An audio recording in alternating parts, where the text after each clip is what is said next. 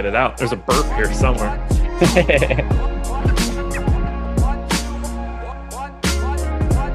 And we are live. Welcome to the MLB Strategy Show. It is Thursday, October 7th. I am Josh Engelman. I am joined by Greg Ehrenberg. We are brought to you by Jock Market. They are the presenting sponsor on this show. We've got a two-game MLB slate. We are kicking off the real playoffs today.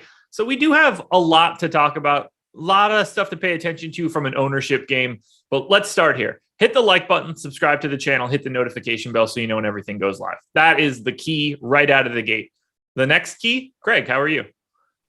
Good. You know, we did have some fun. Well, the Yankees Red Sox game wasn't that great, but at least last night's game was pretty good. I fell asleep in the middle of it, but woke up, saw the end. That was good. And then like you said, for today, we do have two games, so a little more talk about, not too much, but I would like to say that there's some like crazy ownership angles also, but that's also pretty flat. It's like every team right around 25% owned, every pitcher about similar ownership across the board, but we'll look for leverage where we can. Absolutely. Baseball is great. It's like a visual Ambien. It's very, very great to watch. I've seen precisely 0 pitches of it, and I don't intend to start now. We have a huge schedule of content coming up today. We have plenty of time to touch on every little bit of it. What were your thoughts of the two individual wildcard games coming out? What were your thoughts coming out of Red Sox Yankees? What are your thoughts coming out of Cardinals Dodgers? I like the format a lot in terms of, I just think it's a fun way to be like, hey, single game elimination. The stakes are really high. I thought there was also a lot of leverage to be gained, or maybe leverage isn't the right word, but a lot of value in terms of betting angles where the Dodgers were going into a game where it's a one-game playoff. It's pretty close to being a 50-50 game. And the Dodgers are still prohibitive betting favorites to win the World Series. Now, ultimately, they ended up coming out of that game on top. But you can't look at that game, I think, even after the fact is over, they ended up winning. But I think you have to look back then and say, like, were the Dodgers really deserving of being like 3-1 to win the World Series in a game that was 1-1 in the 9th inning? Probably not. So I think that's also something to keep in mind in the future going forward, where, you know, I think a lot of these one-game playoffs, the sports books are looking at it, and it's almost like, okay, the Dodgers they're the best team in baseball. It should be the favorites. And I think the odds on them were way too short heading into last night. Did you have a dog in the fight for either one of those games? Did you care about the outcome, whether it's just like a personal, I like this team, I hope they win, or this is going to be great for a futures bet? I have futures bets on the Brewers from before the season started. So I wanted the Dodgers to lose just from the standpoint of, I think the Cardinals are a much worse team than the Dodgers. I would like the Dodgers to be knocked out right now. Yeah. So that was my main rooting interest there. Was I wanted for the Brewers' sake, I want the Dodgers to get knocked out, which they didn't. Gotcha. I don't have anything else really to add for the wild card game, so I'm ready to dive into the slate if you are. Let's do it. Are you, one last question. Are you more interested in the 2-game slate or playing them both individually? Ooh. Probably playing them individually, actually. 2-game baseball slates in general, not really my favorite. Here's what I'm most likely going to do. I'm probably going to end up playing one lineup for the 2-game slate, then one lineup for each of the showdown slates. I don't think it's going to be something that I'm going to end up like 150 maxing, especially, or even playing a bunch of them, especially because there's a Thursday night football game tonight, and that's probably going to be what my main focus is from a DFS standpoint. All righty here. Well, let's dive in to this slate. We're going to kick it off looking at least a little bit first at the White Sox, but we've got Astros and White Sox, 4.2 run implied total for the Astros, 3.7 for the White Sox. Lance McCullers going for Houston, Lance Lynn going for Chicago. It's the battle of the Lances tonight. It's going to be fun. We're going to kick it off with the White Sox. How are you feeling about Lance Lynn up against this loaded Astros offense? Yeah, so Lance Lynn was really good in the regular season, but he did fade a little bit down the stretch, which is a little bit of concern with a lot of the White Sox pitchers. Lance Lynn in the second half of the season didn't pitch that much. Carlos Rodon, who I thought was the best pitcher in baseball overall for the first half of the season, he was really limited in the second half, and his velocity was way down. But more specifically about Lance Lynn here, his price point is way different on DK versus FanDuel. But as a result, there's also creating a massive difference in ownership. So I think for FanDuel purposes, Lance Lynn is the best GPP pitcher on the board, just because if you look at our top pitchers tool, the odds of all these guys being the top pitcher on the slate, it's very, very flat. We have Lance Lynn, 22.5%, and then the pitcher with the most likely odds being the top scoring pitcher, is Lance McCullers at 29.9%. But in terms of ownership, Lance Lynn is 13.5% projected ownership compared to Lance McCullers at 39.5%. So with that in mind, I do actually like this slate, the 2-game slate, a little bit better for FanDuel and DK. DK, I find it very difficult to find leverage. But for FanDuel, I really like the idea of playing Lance Lynn in tournaments. That's interesting. His ownership is kind of wildly low in comparison. You don't expect to see that. The $10,300 price tag certainly not helping, nor is the matchup against Houston. I actually had him come up a little bit lower than his current ownership, but on a slate like this, it's kind of a little bit different. If we're talking about from a DraftKings perspective, he showed up in 31% of my sims. We have him at 39% ownership. So I feel like he's spot on. It's weird. He got priced differently across both sites. He's 7,500 on DK, the third most expensive pitcher, although these guys are barely separated at the top. Lynn is only $500 cheaper than his namesake. But on FanDuel, 10,300. That is a big time price tag for this. So you're seeing that happen from an ownership perspective. I haven't run enough lineups on FanDuel to see what the pricing of bats does to what happens if you go to Lynn and what you have to give up in order to be able to go there. But on DraftKings, it's really hard for me to make a case for like $7,500 Lance Lynn looks great. He does look like a value. And I think he should be like 40% owned, which is pretty much where everybody is outside of Lance McCullers, because McCullers has a slightly better matchup. It's picking two pitchers on DraftKings feels like an impossibility today.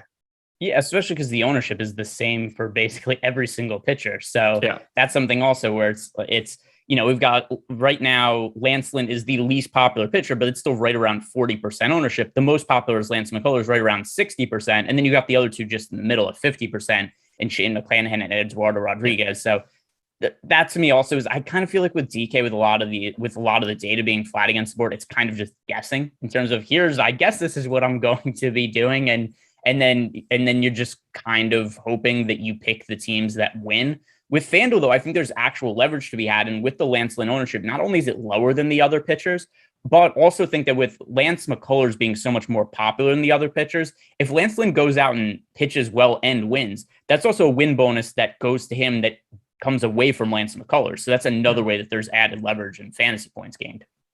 How are you feeling about the White Sox bats in this spot? They did grade out as my least favorite stack, although you can make a case that they're basically tied with the Red Sox. Red Sox pulling a little bit more ownership. The guy that I like the most here, Yasmani Grandal, 4,500 hitting in the 4-hole, or at least expected to hit in the 4-hole, only at 25% ownership. I think that number should be a little bit higher, but I am nervous getting to the White Sox. Well, as nervous as you're going to be here, I do very much so prefer the Astros bats. But what are you looking at for Chicago? So once again, because I think now the more that we talk about this slate, I really do like it much more from a FanDuel perspective than DK. And I'm leaning more towards building more FanDuel lineups than maybe I initially thought when we were first doing the show. But if I'm already saying here that I think Lance Lynn is going under-owned and Lance McCullers maybe going over-owned, then by the same merits, I kind of think it makes sense to be making White Sox stacks. And they still have a very good offense. They have one of the best offenses in baseball this year. And once again, if you look at our projected ownership right now on FanDuel, we have them as a team projected for 18.6% ownership on FanDuel.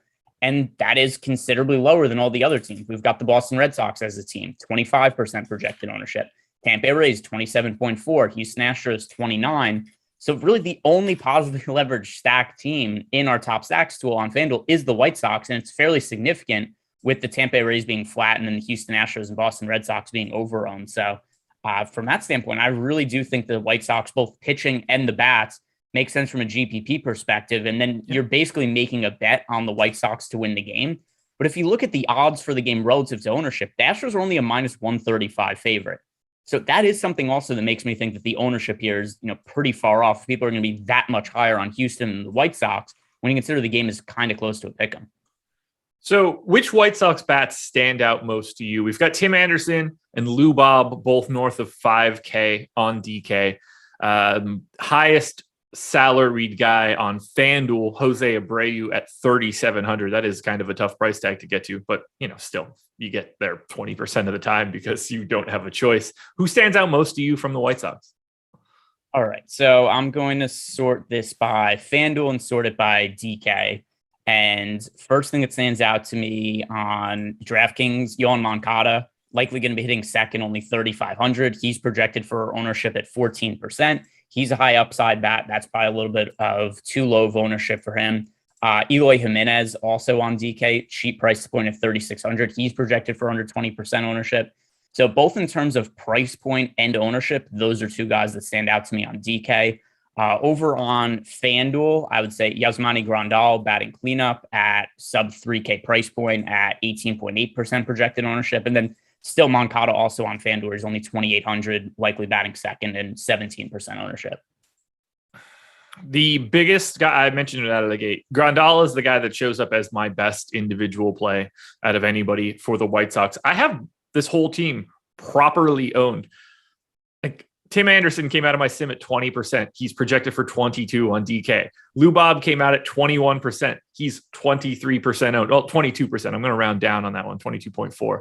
Like everybody is spot on except for Grandal, who I think is pretty significantly under-owned. My follow-up question to you is this. Would you be willing to play anybody as a pinch hitter on a day like today? No, although it's funny because last night I actually had Chris Taylor in my initial lineup for the Dodgers Cardinals game, and I only played one lineup in the DK Showdown contest last night. And then when Chris Taylor didn't start, I ended up taking him out last night. And then he hit the pitch hit game winning 2-run homer. I was like, oh wow, I guess that would have made a lot of money had I left him in. But no, I'm not really looking to play any pinch hitters, especially because it's so hard to guess. Number one, who's actually going to get into the game as a pinch hitter? And then number two, are they actually going to have success in that situation? Another thing to consider also is American League difference versus National League difference. At least in the National League, we could be fairly confident at some point there's going to be a pinch hitter at some point. The American League games, there's no reason that these teams would have to go to a pinch hitter at any point. So I think that maybe for showdown contest for National League, you could say like, hey, I'm really trying to differentiate in a showdown contest. But American League games, I think that's pretty thin. Okay. Anything else you want to touch on from the White Sox side? No, I think that pretty much covers it. Schedule for the rest of the day, 11 a.m. So coming up immediately after this, NFL Strategy Show Matchups Edition, Laffy and Matt Savoca breaking it all down. Then at 1 p.m., Eitan and Ben will do the Awesemo betting show on the Awesemo Odds channel. Greg, you are then back at 2 o'clock for the Jock Market NFL show with Eitan. You're back at 3 o'clock for the Yahoo NFL show with Adam Kaufman. We get MMA Strategy with Jason Floyd, Pete the Heat Rogers, 4 p.m. And then we're into NFL time, NFL Deeper Dive, Laffy, Alex, and Ben at 6:30. Eric and Neil Orfield for NFL Live Before Lock at 7:30. We'll see if Neil can pull off another W on a showdown slate. So that is what we've got going on for a schedule. MLB player projections are free. If you're watching this show, I assume that's interesting to you. They will be free today. Plus our NFL showdown projections also free. So let's switch to the opposite side of this White Sox game. We'll talk Astros. Lance McCullers, 63% owned on DK, 40% owned on FanDuel. I think that all makes a lot of sense. It's a relatively high strikeout matchup. McCullers is good. This is a really good spot for him of all the spots that you could have on a 2-game MLB slate. I think all of it is proper ownership. You're probably playing him in cash. I don't really have too much I want to add to McCullers. Do you have any like major negatives that stand out to you? I mean, other than that, it's a 2-game slate and he's the most popular pitcher, and the White Sox, at least in our tools, are the only offense at picking up positive leverage. So with all that considered, my lean in this game, just from an ownership standpoint, is to play White Sox, to play Lance Lynn at pitcher, to be overweight to the White Sox as a stack. Yeah. So that as a whole would make me like Lance McCullers less than the field. We currently have him projected for, like you said, right around 60% ownership at pitcher. FanDuel, though, is really where I think his ownership is most problematic. 40% ownership for him projected right now on FanDuel for a single pitcher site. I think that's a little bit steep. So at least in terms of tournaments, Lance McCullers is going to be my least favorite pitcher, particularly over on FanDuel. DK, though, you know, the pitchers are all about similarly owned. If you like Lance McCullers more than the other pitchers, it's, once again, the ownership's pretty flat there. So McCullers, at least on FanDuel, I'm going to be looking to stack against him. From a batter's perspective, the Astros are my number one team today. I've got Altuve, Brantley, Bregman, Alvarez, Gurriel, all under-owned on DraftKings. I like these guys on FanDuel as well, although I do find a little bit more leverage on FanDuel. So they are my number 2 team. But in terms of just raw upside, the Astros are my favorite team. How do you feel about Houston? It's once again, I mean, I'm gonna be siding with the White Sox side and going with Lance Lynn a little bit more than I like the Houston Astros bats. And at least right now in our top stacks tool, we have all these 4 offenses very, very similar in terms of odds being the top scoring team for 2 games. So it shouldn't be that surprising. If you look at the betting odds for these games, both of them are close to pick'em games, slight favorites on the home sides. But still the ownership in terms of what we're seeing here is 34% projected ownership for the Tampa Bay Rays over on DraftKings, 28% for the Houston Astros. And then you got ownership in the teens for the White Sox and the Red Sox. So with all things being close to equal in these games, I just prefer to play with the underdogs who are picking up much less ownership than the favorites. Who are some of your favorite bats on Houston today, whether that's a DraftKings question or a FanDuel question? So, I mean, I think it's pretty hard to not like Michael Brantley on DK from a price point perspective. He's only 2,900. That opens up a lot of salary savings. Also, his ownership is pretty in check. A lot of the bats are really popular on Houston, but Brantley is oddly not one of them, even though I think he's arguably the best points per dollar play on the entire team. We've got him at 22% ownership. We look at the bats in the middle of the lineup, Alex Bregman, Jose Altuve leading off, Kyle Tucker, Yordan Alvarez. They're all projected for 30+% ownership.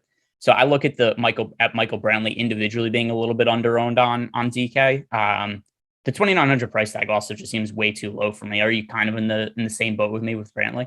Yeah, he's my second favorite play on the Astros, just behind Altuve relative to their current ownership.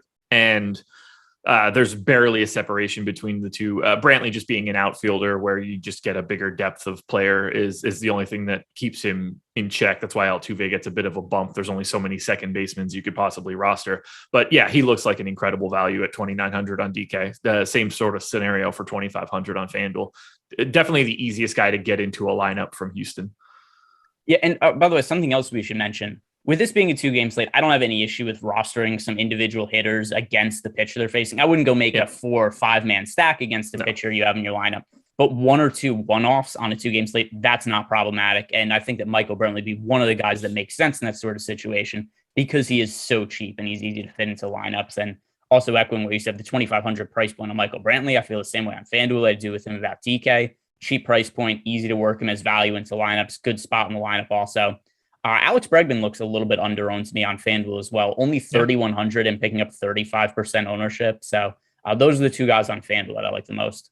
Yeah, I have no issues there. The first 3 in the lineup, Altuve, Brantley, and Bregman, all standing out pretty significantly, at least from a DraftKings perspective. Although I will say that I have Grandal more under-owned than anyone on the Astros. So he does outpace the Altuves and Brantleys. But either way, that whole entire group I'm very interested in. Like, I would like the idea of having an Astros stack, but Grandal is my catcher, given that Maldonado is the option for the Astros. You can sort of get on the opposite side of that. And at the very least, you're putting 1, if not 2 guys from the opposing team in some of these lineups. You just sort of have to do it. And, that's just how it works for a 2-game slate. You don't really have many choices. It's not as crazy. I don't really have much else that I want to say about Houston. Do you?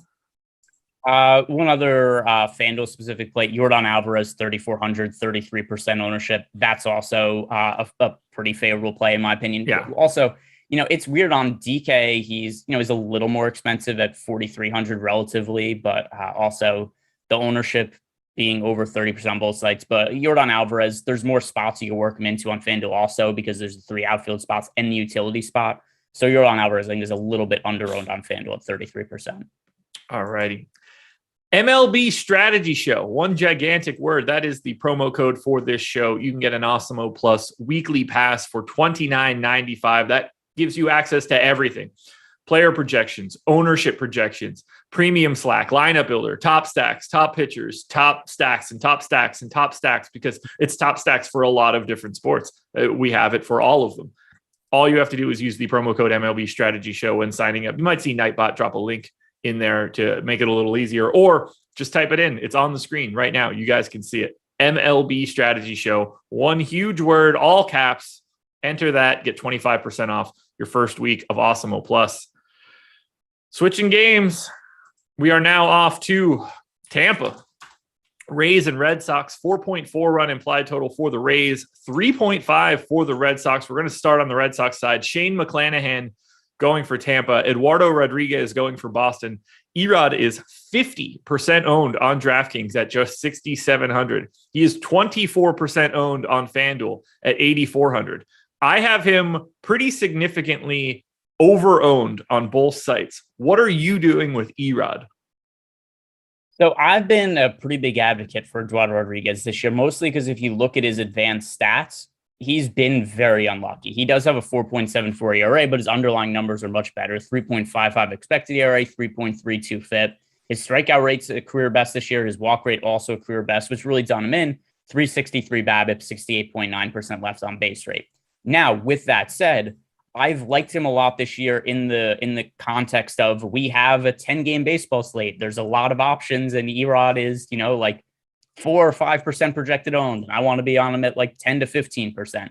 It's a different situation when it's a 2-game slate and he's actually picking up ownership. And there are a lot of other pitchers that are also legitimately good. So it's not like there's some kind of hidden secret here with Eduardo Rodriguez where it's like, oh, look, I'm getting this crazy under-owned player. Like you said, he's a very popular play today. And even if I do think he's been unlucky this year, that doesn't mean he's a better pitcher than Lance McCullers. It doesn't mean he's better than Lance Lynn. It doesn't mean he's better than Shane Mcclanahan. So those luck numbers kind of take on a different sort of context on this slate in particular, because it doesn't make him better than the other options. So I agree with you. I think the matchup he has against Tampa Bay Rays is very difficult. I don't think he has the same strikeout upside as somebody like Shane Mcclanahan or Lance McCullers. I don't like also that he's pitching on the road against Tampa Bay. So yeah, I agree with you. I think Eduardo Rodriguez, relative to the other options on the slate, he's probably actually my least favorite pitcher. Glad we're on the same page for this one. It's good. Makes me feel good. I don't have anything else to talk about for Erod. I'll happily talk a little bit about Red Sox Bats, who I find to be pretty significantly overowned, at least based on everything I'm looking at. Only Kike Hernandez in the leadoff spot is underowned for me, and that's only on DraftKings. On FanDuel, I have him properly owned. So I like getting to some of Boston. It's certainly a good team, but at the same time, I think they're probably my least favorite team relative to their current ownership.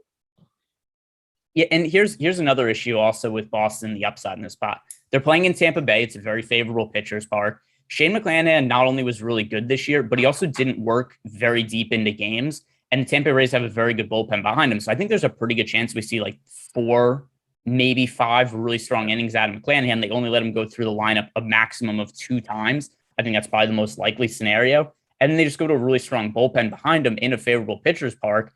I think that makes it pretty hard to find upside in the Boston Red Sox bats. Something else that's going to be important, I think, for this particular playoff set is the games are really spread out. There's a lot of travel days. There's a lot of rest days, and much more than we usually see in the regular season for baseball. So teams that have a really strong bullpen like the Tampa Bay Rays, this is a really advantageous situation for them because they're able to throw their best relief pitchers out basically every single game over the course of the playoffs. So that also plays into the favor of the Rays pitching and is another negative for the Red Sox offense. So yeah, I agree with you. There are 2 lower owned stacks on this slate for DraftKings, and it is the Chicago White Sox and the Boston Red Sox. But of the 2, I would rather get to the White Sox than Boston, who we have with a much more positive leverage score.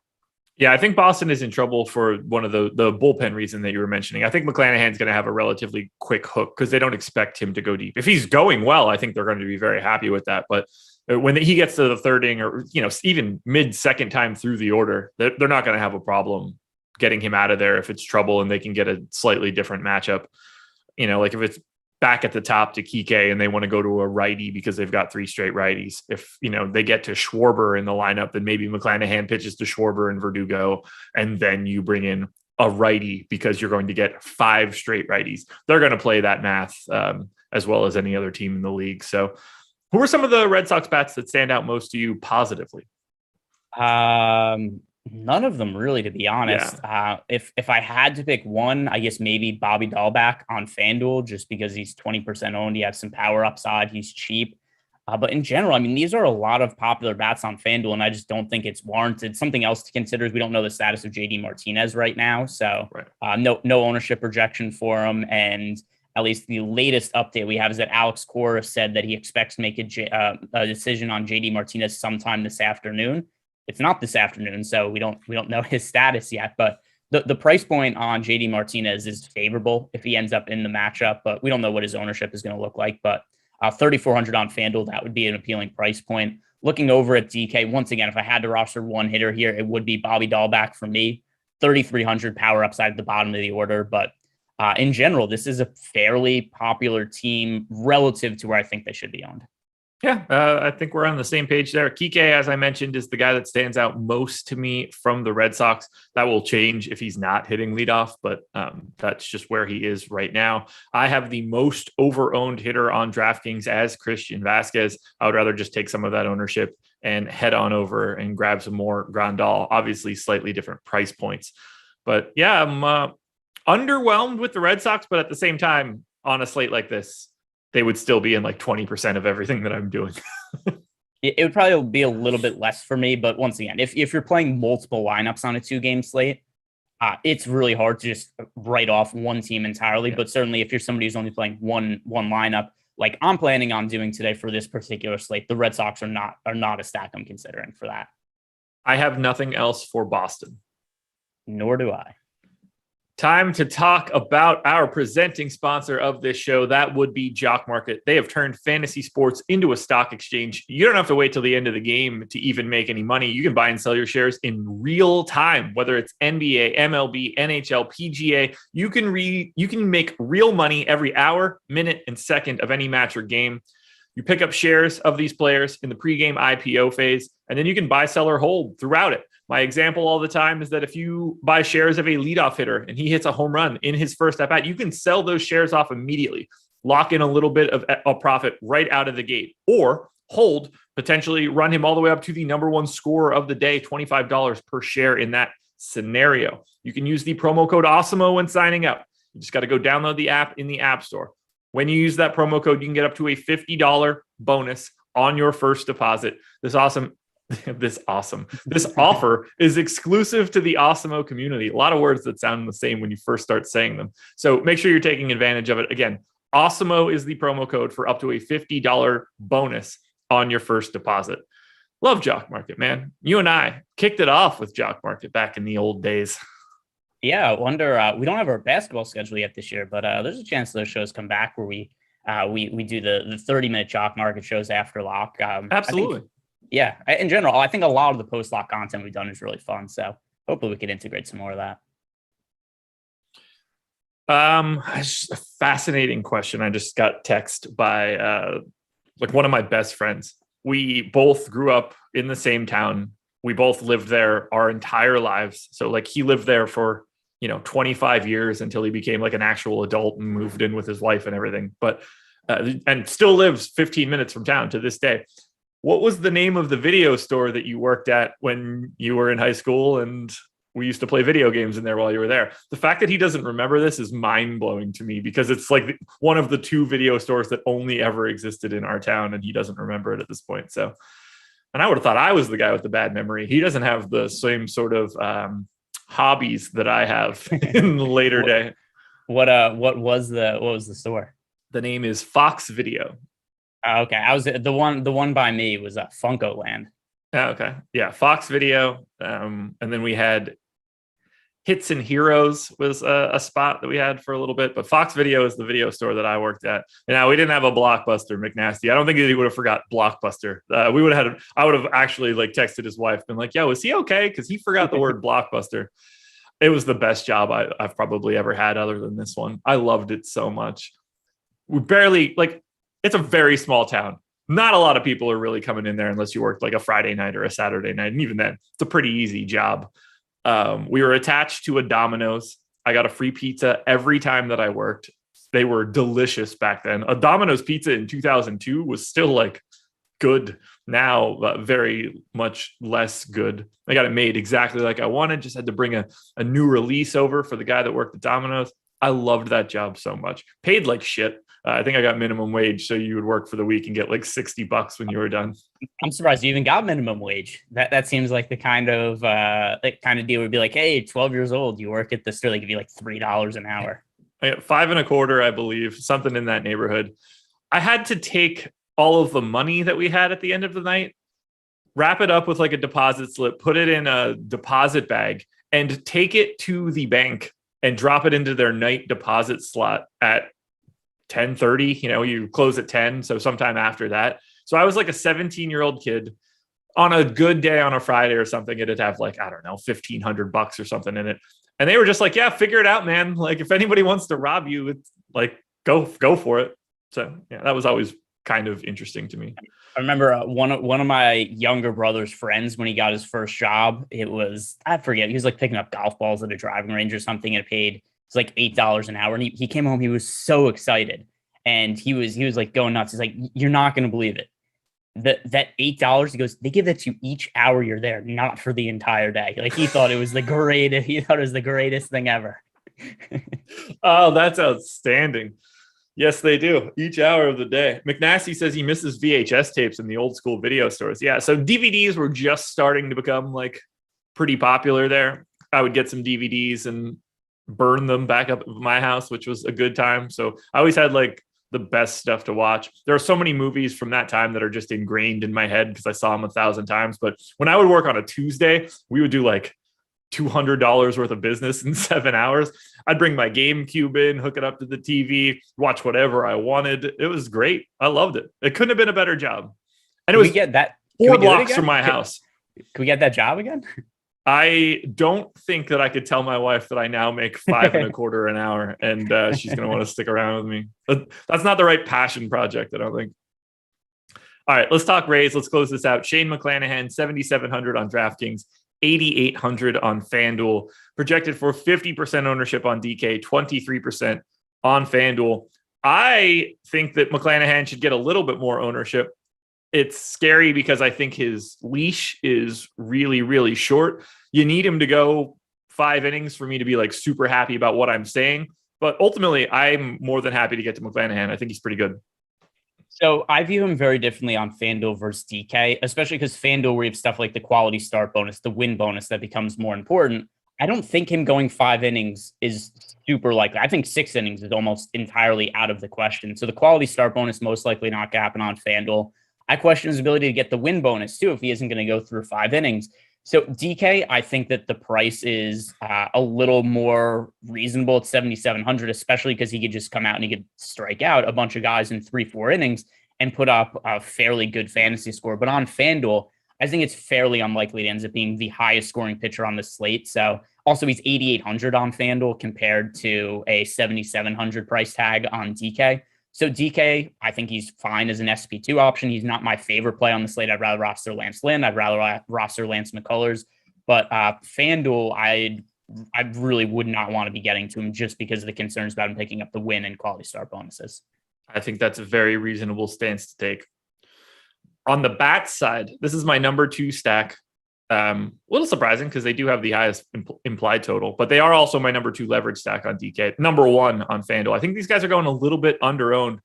Wander Franco is the guy that I'm looking at most, 4,500 on DK, 3,400 on FanDuel. I am more than happy to get to the Rays, in particular on DraftKings, because Erod is in 50% of lineups. Yeah, for sure. I think on DK, if we, and by the way, they're positively leveraged right now, very slightly on DK in our top stacks tool.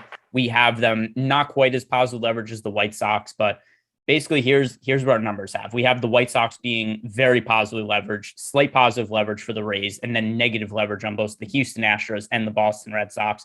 So Tampa Bay Rays, the matchup against Erod, just to regurgitate some of the stuff I said before, I think Erod was very unlucky over the course of the regular season. But even if you adjust those luck numbers, that doesn't make him better than the other pitchers that we have at our disposal on the slate because it's the opening round of the playoffs and a lot of teams are throwing their best pitchers out there.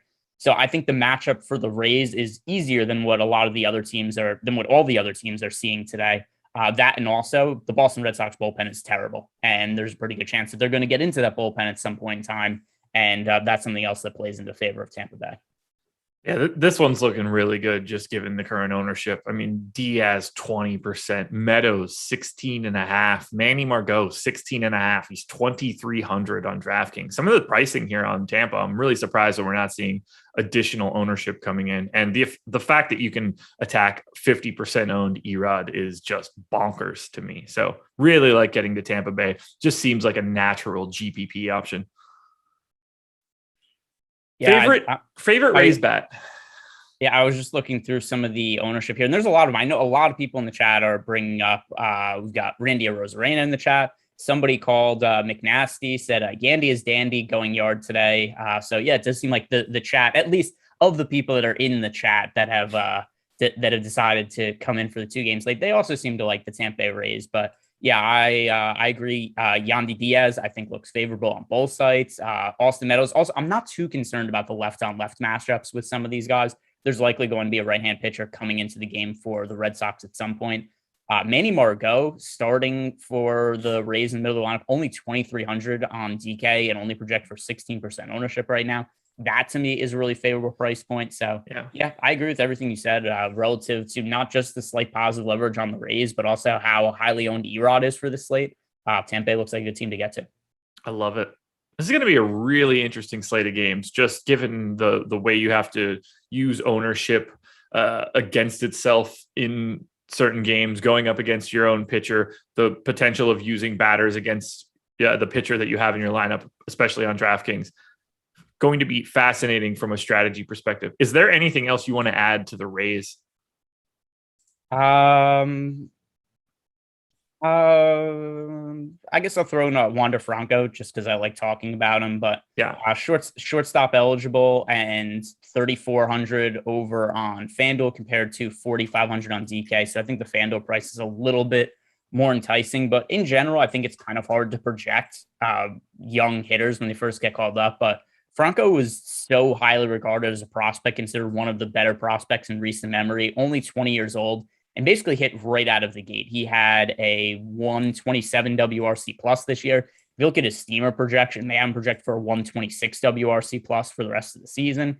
And a lot of people are already talking about Wander Franco. Is he already a top 25 player in baseball? And that very well could be the case already at just 20 years old. So Wander Franco, I'm usually a little hesitant to get a whole bunch of exposure to rookie players when they're in their first playoffs, when they're first getting called up to the big leagues. But Wander Franco appears to be the real deal. So no issue with him. And I think he's going a little bit under-owned on FanDuel.